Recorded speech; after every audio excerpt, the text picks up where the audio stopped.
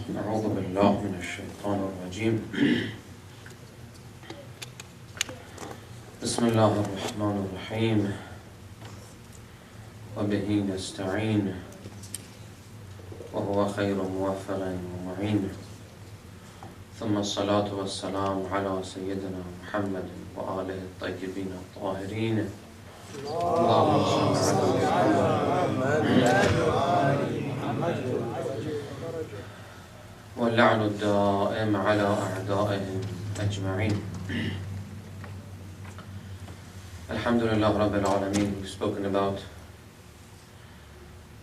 the notion of, or the principle, or the Shia doctrine of awaiting the coming of Imam Mahdi.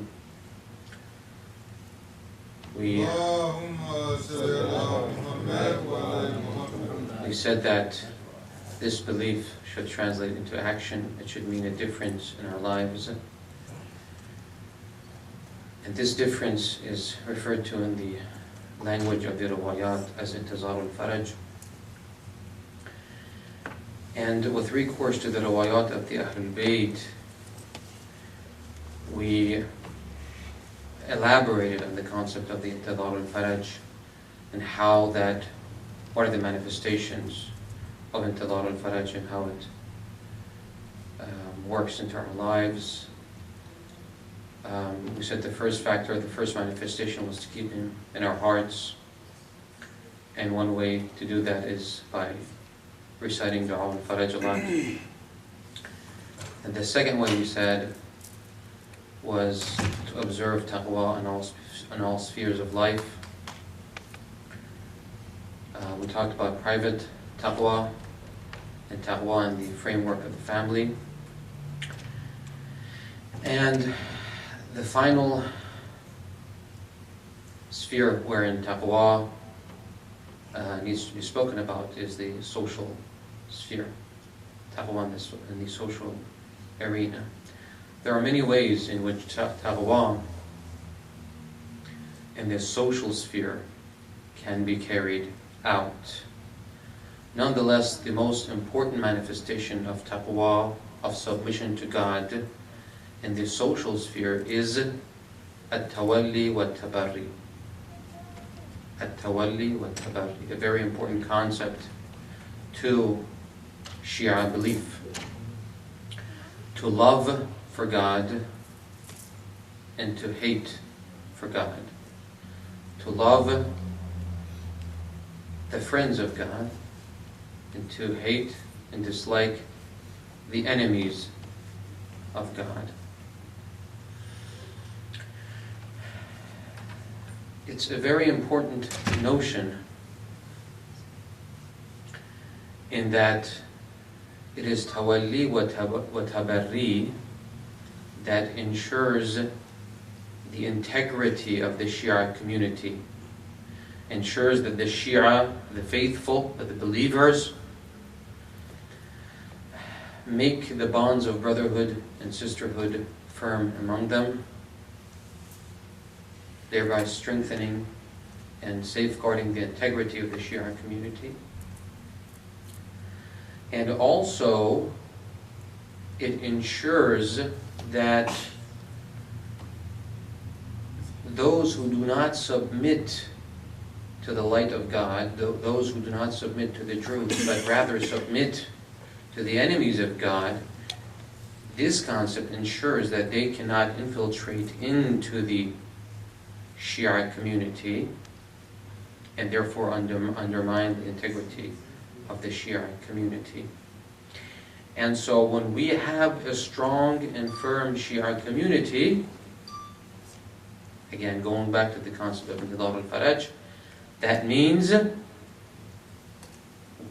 the grounds for the reappearance of Imam Mahdi is prepared, and Imam Mahdi can inshallah reappear, and there is a good basis, there is a good structure, which is the Shia community that can support him. It is for this reason that the riwayat of the Ahlul Bayt have stressed the importance of tawalli and tabarri in the context of, or in view of the occultation of Imam Mahdi.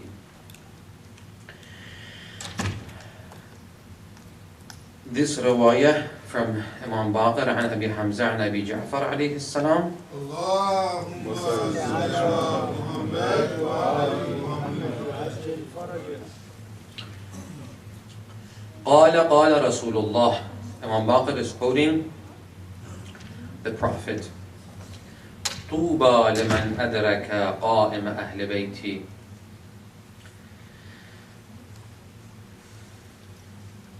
Fortunate is he who will see the Imam Mahdi. Will see and will live to see Imam Mahdi. Fortunate is he. وهو يأتم به في غيبته قبل قيامه. While he submits to Imam Mahdi during his occultation. How? وَيَتَوَلَّى أَوْلِيَاءَهُ وَيُعَادِي أَعْدَاءَهُ. By befriending the friends of Imam Mahdi, the Shia, the awliya of Imam Mahdi, and by disliking or keeping a distance from the enemies of Imam Mahdi. ذَلِكَ مِنْ رُفَقَائِي. They are my friends. They are my companions. The Prophet is saying, these people are my companions. وَذَوِي مَوَدَّتِي. And they are the ones who are dear to me. وَأَكْرَمُ أُمَّتِي عَلَيَّ يَوْمَ الْقِيَامَةِ. And they are the noblest of my ummah on the day of judgment. Those who observe tawalli and tabarri. Now this question has been raised before, that especially with reference to Christian theology and Christian thought, it is sometimes objected by some people that how can religion advocate hatred? How can religion advocate hatred and actually incorporate it as a doctrine of faith? That is something that is set against the Shia doctrine of tawalli wa tabarri. And the answer is, if we think about it, it's very simple. And that is that every genuine love, every genuine expression of love must accompany a form of dislike or hatred. It might be latent, but it's got to be there. Otherwise, the love is not true and genuine love. Okay, to say that you love someone dearly and sincerely love someone, but you do not dislike or hate the people or the enemies that might harm this person, is ludicrous. All right, if you we love our mother, every one of us, inshallah, and if someone comes up to our mother and spanks her, it's going to hurt us, and we are going to hate or at least dislike that person to some degree. All right. So genuine love is accompanied with genuine repugnance, genuine hatred. It might be latent or it might be expressed, but it's got to be there. And the reason that the tawaghit, that those who have power have tried to distance, who have tried to divorce these two concepts, hatred and love, is actually to neutralize both. You have a very neutral form of love that doesn't have any effect. It only makes you feel good. And at the same time, it has no harm for the tawaghit. They can control and they can give direction to your hatred. All right. So, although they say love is the essence of life and we should love, hatred is bad. But what we see actually play out on the media, through the means that the Tawaqid have, is that they are actually channeling hatred. All the direct and indirect attacks that we see on Muslims in general and on Shia, okay, they're actually channeling our hatred. First, they say we shouldn't harbor hatred in our hearts. But then what they do, they divorce hatred from the divine source, okay, and then they channel it the way they like it to be played out. All right. So genuine love comes with a genuine feeling of dislike. They cannot be divorced from one another. When you love a person, you hate the enemies of that person. That's one objection I wanted to address, since it's likely that many of us would encounter that question. But going back to the topic of tawalli and tawari in the context of al-Dilab wal-Faraj, as I said, it's one of the very important ways that taqwa plays out, and is extremely important for the Shia to observe it in order to hasten the reappearance of Imam Mahdi, inshallah. First, a few words about tawalli, and then inshallah we'll also consider tabari.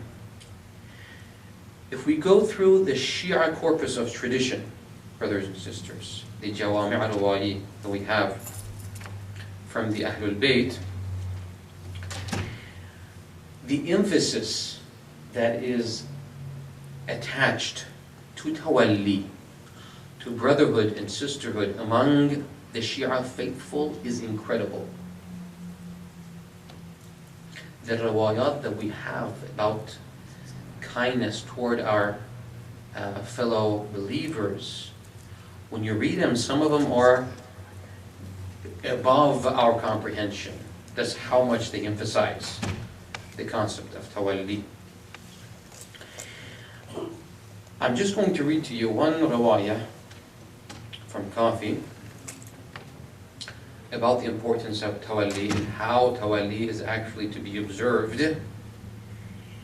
And after reading this, we can, or we should, I must say, gauge ourselves to see how much we actually listen to the instructions of the Ahlul Bayt regarding tawalli and regarding brotherhood and sisterhood. If we say that we are the lovers of Ahlul Bayt, and we are, inshallah, the lovers of the Ahlul Bayt, but that means that we should put their sayings into action. So this riwayah is in Al-Kafi, عن معل بن خنيس عن أبي عبد الله عليه السلام. Mu'alla ibn Khunais reports from Imam Sadiq. قلت له ما حق المسلم على المسلم. What is the rights that the believers have in relation to one another? Muslim here means mu'min, not Muslim in general, because of the Quran that we have in the riwayah itself. Because later on in the riwayah it says akhika. Akhika in the riwayah of the Ahlul Bayt only means your believers. When the Ahlul Bayt wanted to refer to the mu'mineen, to the believers, and the Ahlul Bayt, they would say akhika. So Mu'all ibn Khunais asks Imam Sadiq, ما حق المسلم على المسلم? What are the rights of the mu'mineen in relation to one another? قال له سبع حقوق. There are 7 rights. سبع حقوق واجبات ما منهن حق إلا وهو عليه واجب. All of these rights are wajib. They are mandatory and they must be observed. إن ضيع منها شيئا خرج من ولاية الله وطاعته. Very strong language. If we fail to observe these rights, we are leaving the wilayah. We are abandoning the authority of God, the love of God. And we are abandoning subordination to God. إن ضيع منها شيئا خرج من ولاية الله وطاعته ولم يكن لله فيه من نصيب. And he would be of no good to God if he does not observe these rights. قلت له جعلت فداك. May I be sacrificed for you, O Imam Baqir. وما هي? What are these rights? قال يا معلى إني عليك شفيق أخاف أن تضيع ولا تحفظ وتعلم ولا تعمل. Let's not talk about this. I'm afraid I'll tell you, and you will fail, because they're so difficult, you'll fail to act accordingly, and therefore you'll have an extra burden of sin on you. Because after I tell you, you will know, and you're going against your knowledge. قال قلت له لا قوة إلا بالله. Mu'alla says, I told him, لا قوة إلا بالله, inshallah, I'll try to do my best in observing these. So Baqir says, okay, I'll enumerate these rights for you. قال أيسر حق منها أن تحب له ما تحب لنفسك وتكره له ما تكره لنفسك. The easiest, the simplest of these rights is to love for your brother in faith what you love for yourself. To want for your brother in faith what you want for yourself. And to dislike for your brother in faith what you dislike for yourself. This is something that unfortunately most of us, I'm talking for myself of course, it's very difficult for us to observe this. And if we actually observed this one right, our Shia communities would be in much better shape.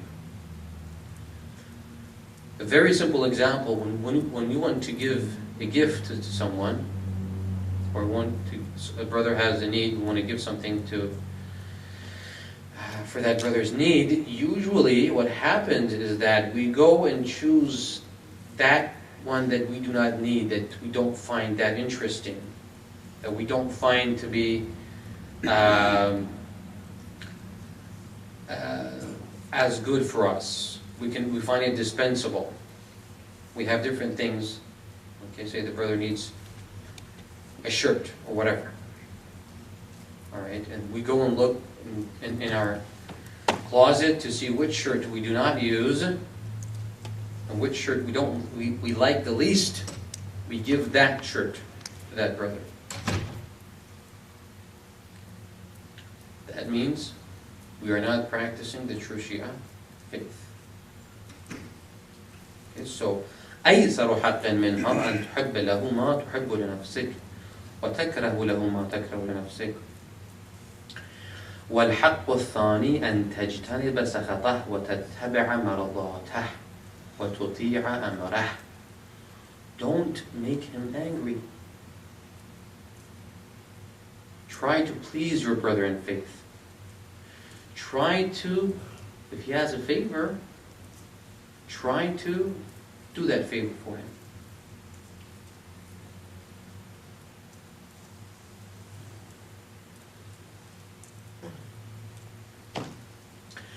والحق الثالث أن تعينه بنفسك ومالك ولسانك ويدك ورجلك.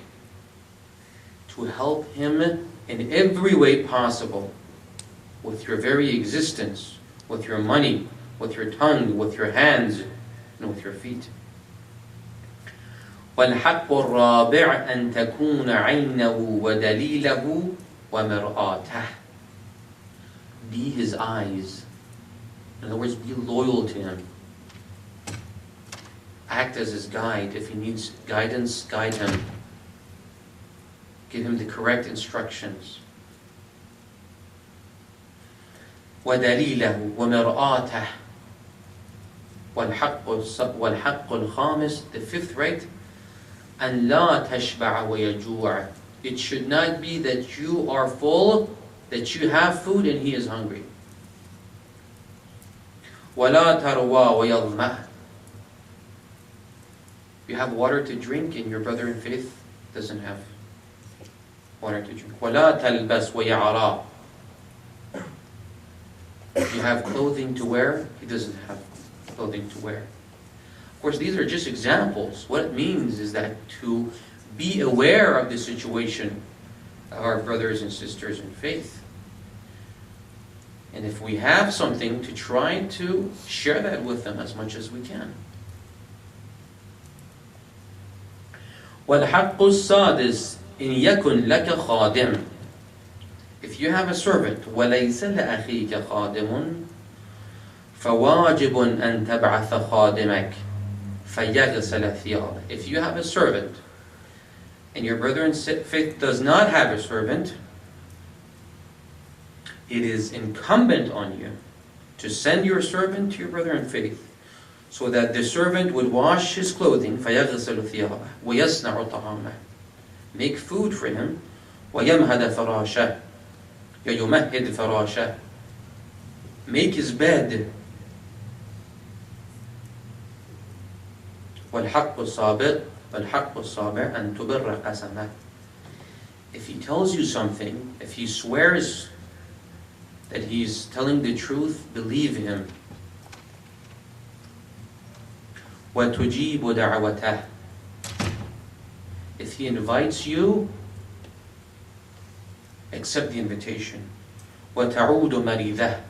If he becomes ill, go and visit him. وَتَشْهَدُ جَنَازَتَهُ. If he dies, or if one of his relatives die, go to his tashir janazah, go to his funeral ceremony. وَإِذَا عَلِمْتَ أَنَّ لَهُ حَاجَةً تُبَادِرُهُ إِلَىٰ قَضَائِهَا وَلَا تُلْجِئُهُ إِلَىٰ أَن يَسْأَلَكَهَا وَلَكِنْ تُبَادِرُهُ مُبَادَرَةً. If you have a need, if he has a need, if your brother in faith has a need, go and satisfy and fulfill that need without him having to come to you.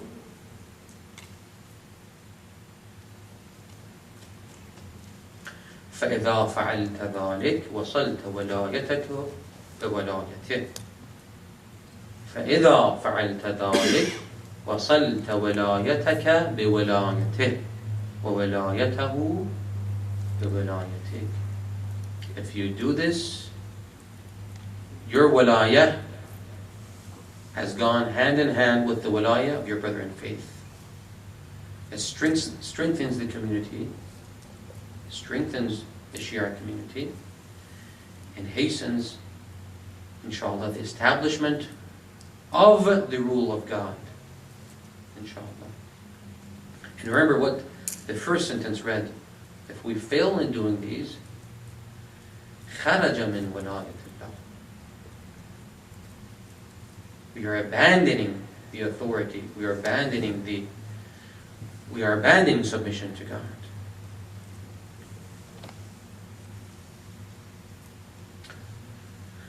One of the very rare instances, brothers and sisters, where lying is allowed in Shara' is for Islahul Dhat al-Bayn.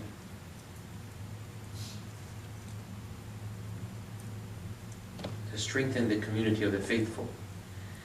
The Shara', the Imams, God has allowed us to lie in order to bring two brothers in faith that have a dispute together. The same sin that is considered in many riwayat to be worse than zina, worse than shurb al-khamr, the same sin is considered, or the same act, here it's not a sin anymore, it's considered to be mustahab, it's considered to be beneficial.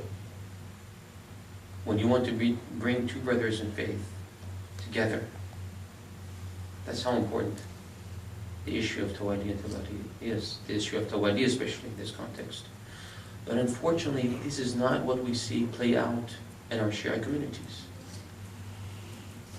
We see division, dispute. As soon as there is a disagreement, we have different opinions, we split, start a different center. Splits. We cannot tolerate the disagreements and disputes among one another. That goes against the instructions of the Ahlul Bayt. Fine, we have disagreements. Okay, start a different center, that's fine. But try to keep that brotherhood. Go to each other's centers. Don't let the differences and disagreements bar us, prevent us from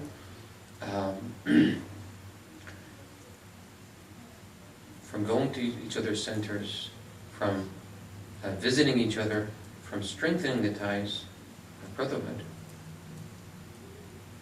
If we don't do that, خرج من طاعة الله, خرج من ولاية الله. So it's very important.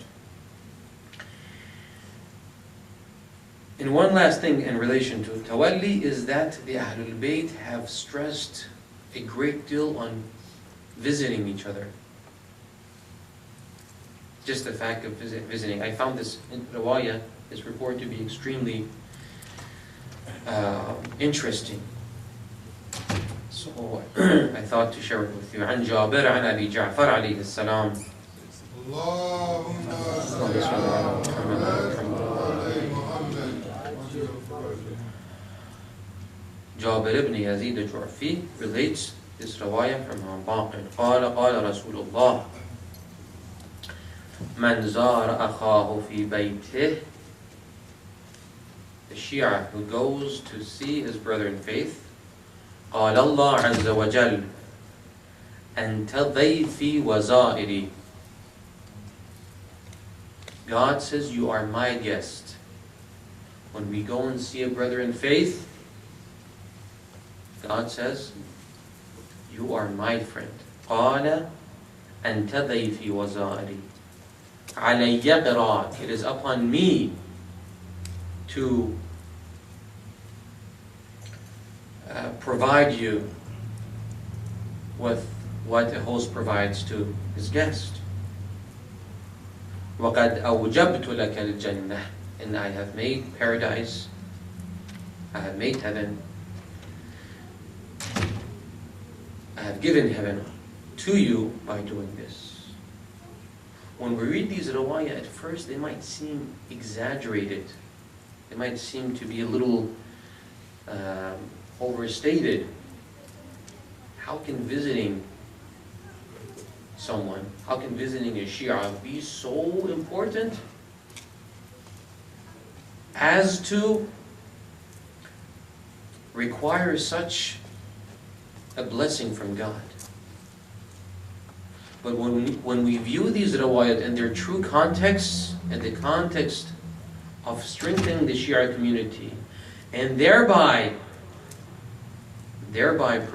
providing the grounds for the coming of Imam Mahdi, and for the establishment of the rule of God, then we understand the importance, we understand the strong language that the Ahlul Bayt have used. Alright, now to tabarri. As I said, tawalli and tabarri are two sides of the same coin. You cannot have tawalli without tabarri. If you have tawalli, you must have tabarri at the same time. Tabarri means to hate the enemies of God, to hate the friends of the enemies of God, and to hate those who submit to the enemies of God. This is tabarri.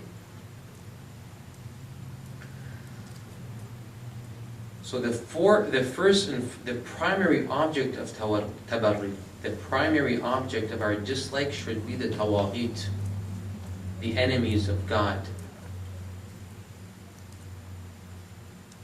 That should be the primary object of our dislike. There is, however, a certain amount of misunderstanding when it comes to tawaghit. We have to understand who the tawaghit are. Taghut comes from tagha, from tughyan, meaning rebelling against those who have rebelled against God. They are the tawaghit. So when we say that we hate and dislike the enemies of God, the Tawaghit, those who have rebelled against God, we mean that we hate those who share an ideology, and that ideology is that the light of truth must be extinguished. Alright? Inshallah, you're following me?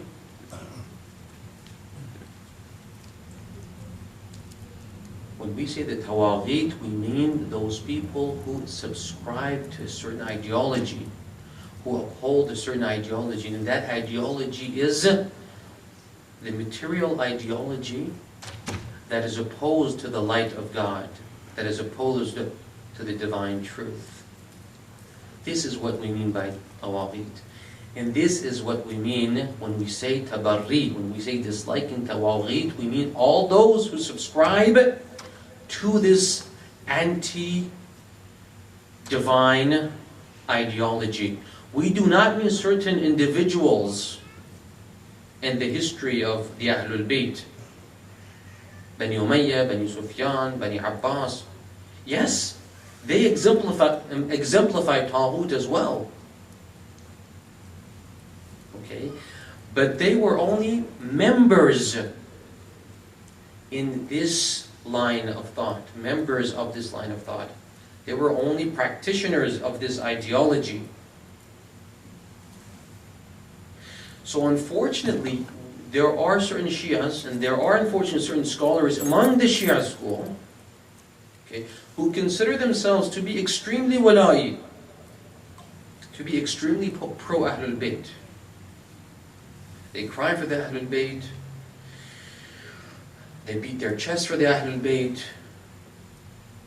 they do tatbir for the Ahlul Bayt, they do all these things. But unfortunately, when it comes to actually shunning and renouncing the Tawaghit of their time, unfortunately what we see is that they are totally neutral in relation to the Tawaghit. They view the Tawaghit only as certain characters in the history of the Ahlul Bayt. That person and that person and that person and that person, and they do la'an to them, and they do la'an openly.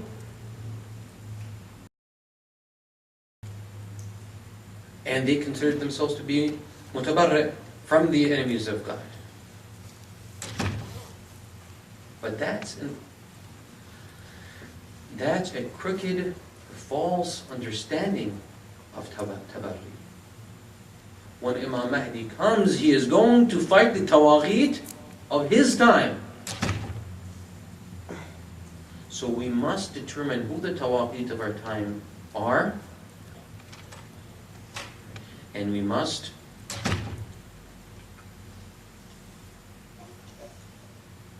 practice this tabarri in relation to them. Although we hate those who oppress the Ahlul Bayt, that's without a doubt. But that is not enough. To say that we love the Ahlul Bayt, to say that we hate the enemies of the Ahlul Bayt, but then to act in a way that in no way is detrimental to the interests of the Tawaghit, but actually benefits the interests of the Tawaghit, it means that we are not truly following in the footsteps of the Ahlul Bayt, no matter how assertive we might be in saying that we are the followers of the Ahlul Bayt. That's one aspect of tabarri. It's a very important aspect. To dislike the Tawaghit. And one of the practical implications of this, of tabarri min al-Tawaghit, brothers and sisters, one of the practical implications is not going to the court of the Tawaghit, not taking our affairs to the court of the Tawaghit. When we have disputes among the Shia, unfortunately we come across cases where there are certain brothers and sisters, they have issues with one another, they have disputes, and they take their cases to the court of Taghut. They consider themselves Shia, they consider themselves Muhabba Ahl al-Bayt, but they expose one another's problems by taking their disputes to the court of the Taghut, which is absolutely and definitely haram. If we have problems among the Shia, we must try to resolve them ourselves. Go to the Sayyid, go to Sheikh, try to resolve those disputes. This is another implication, practical implication of tabarri. We always talk about tawalli and tabarri, but we don't act accordingly. Only if it comes to the worst case scenario, only if it's a matter of haraj and darar. Alright? There is no other way that we can get our right. Only then can we go to the court. Otherwise, it is haram to take our disputes, to take the disputes between the Shia brothers and sisters to the court. Verse 60 of Surah Nisa very explicitly states this. أعوذ بالله من الشيطان الرجيم ألم تر إلى الذين يزعمون أنهم آمنوا بما أنزل إليك وما أنزل من قبلك يريدون أن يتحاكموا إلى الطاغوت وقد أمروا أن يكفروا به. Do you not see those who claim, who pretend to be mu'mineen, but then when disputes arise, they take their disputes to the Taghut, whereas they had been commanded to shun the Taghut. That's another practical application of tabarri.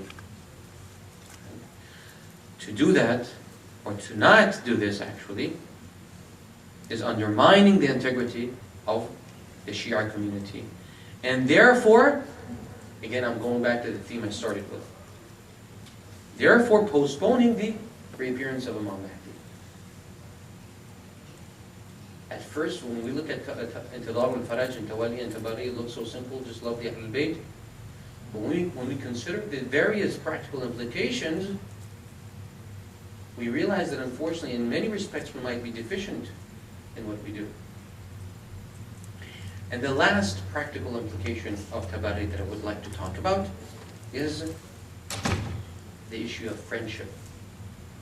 Like I said, Tabari means to dislike and disown the enemies of God, dislike and disown those who have submitted to the authority of the enemies of God. And it's for this reason that the Quran tells us that it is not allowed to have friends who are not believers. It is haram to have friends that are not believers. Verse 28, Surah Al-Imran. لا يتخذ المؤمنون الكافرين أولياء من دون المؤمنين. The believers do not or should not take the disbelievers as friends. وَمَنْ يَفْعَلْ ذَلِكَ فَلَيْسَ مِنَ اللَّهِ فِي شَيْءٍ. One who does that is no good for God. إِلَّا أَن تَتَّقُوا مِنْهُمْ تُقَىٰ. Except if it's a matter of taqiyya, that's something else. But if we take non-believers as friends, we are actually leaving the fold. We are actually leaving the authority of God. We are abandoning the authority of God. We are undermining the integrity of the Shia community. Although, I mean, we need to understand what friendship here means in the casual sense of the word that it's used in the West. Just whoever you talk to or associate with at work or at school. That's not what this verse is referring to. It's referring to genuine friends, the intimate friends. We cannot take non-believers as our true friends.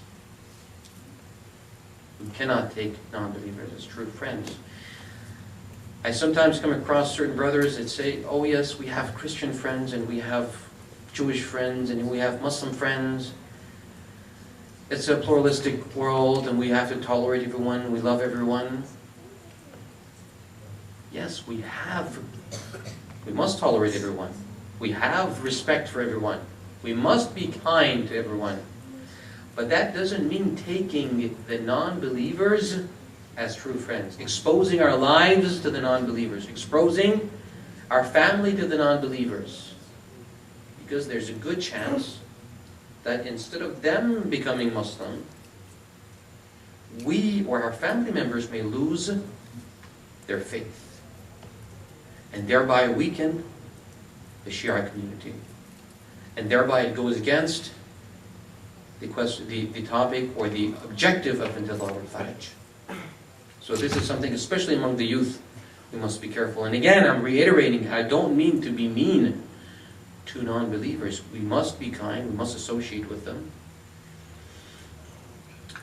And even to try to invite them to the Shia faith with our acts of kindness. You might have heard of the story of Imam Khomeini when he was in France. He was expelled from Iran. He was in France for a certain period of time, for several months. When Christmas came, he gave presents to all of his neighbors in that village. So when we say, don't take non-believers as friends, we don't mean that we have to be mean to them. That is also not endorsed by Islam. We have to be kind to them, but it's only the believers that we can take as true friends. It's only the believers.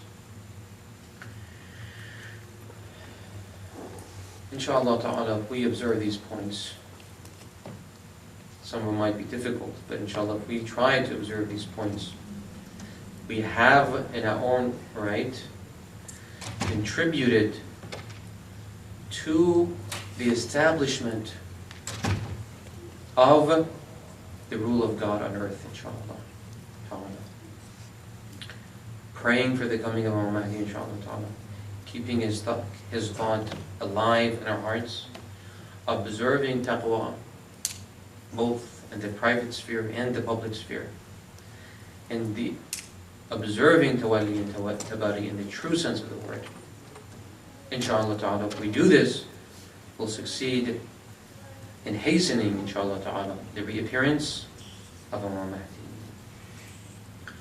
اللهم عجل وليك الفرج والعافية والناصر واجعلنا من خير أعوانه وأنصاره والمستشهدين بين يديه وهب لنا رأفته ورحمته ودعاءه وصلى الله على سيدنا محمد وعلى الطيبين الطاهرين. اللهم صل على محمد